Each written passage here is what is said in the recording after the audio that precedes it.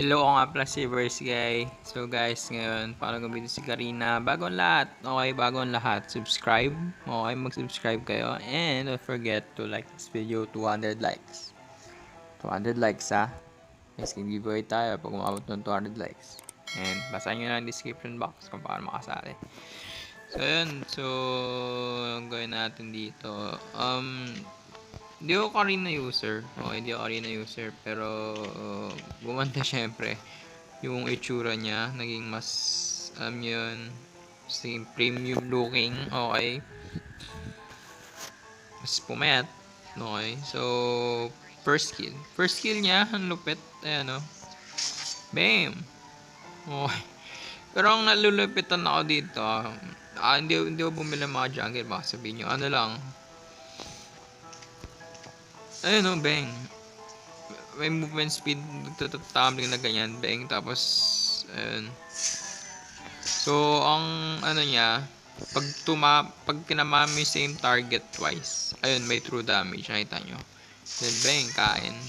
Bang, kain. Yun lang. Full item na ako ngayon, kaya masakit. Kaso itong, yung, ayun o.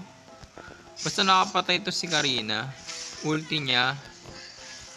Okay, kahit hindi yung ulti niya yung kahit hindi yung ulti niya yung makapatay, marereset na yung ulti. So,